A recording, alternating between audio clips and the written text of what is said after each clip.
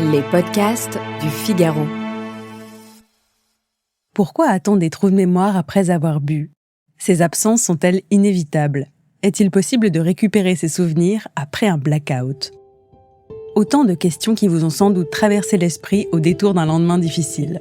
Mais les choses ne sont pas aussi simples qu'il n'y paraît, et voici pourquoi.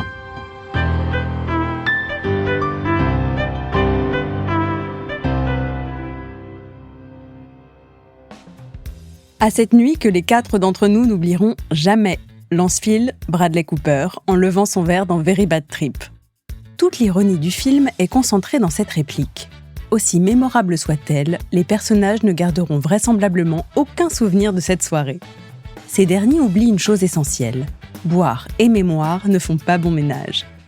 De l'absence au trou noir total, l'amnésie alcoolique est un phénomène bien connu qui dépasse la fiction.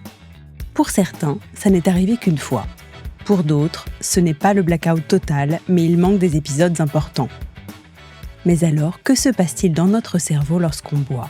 L'alcool creuse-t-il vraiment des trous de mémoire ?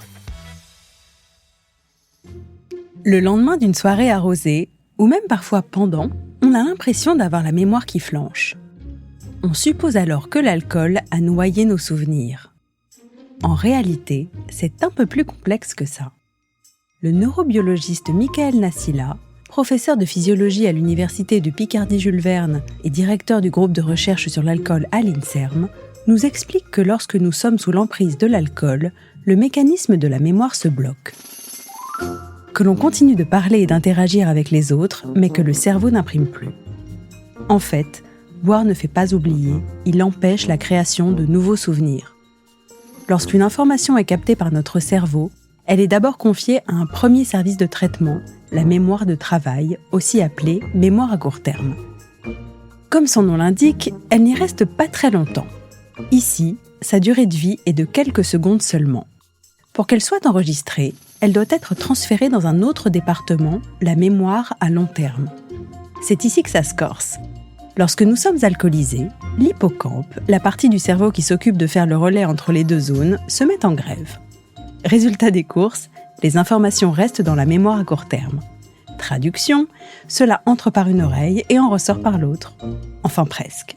En réalité, il y a aussi un aspect émotionnel et il est possible que certains épisodes marquants passent malgré tout dans la mémoire à long terme. Mais alors comment éviter les blackouts en soirée ? Pour récupérer des souvenirs, on peut donner des indices ou des mots-clés, mais le résultat n'est pas garanti.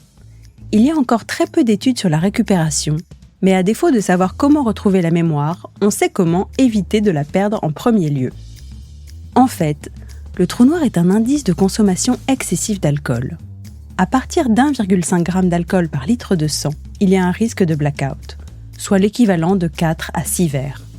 Sans oublier que selon le sexe, le poids et la capacité d'élimination, cet indice peut varier du simple au double.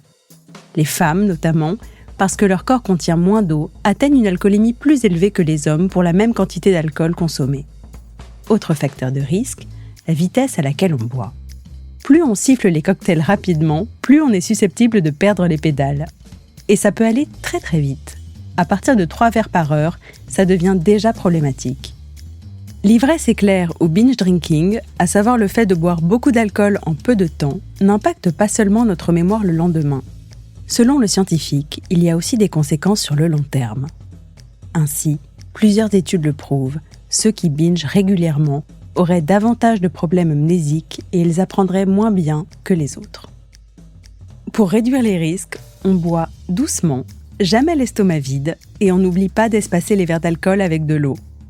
Parce que quoi qu'on en dise, à la différence de l'alcool, l'hydrogène reste bel et bien un carburant essentiel pour le cerveau.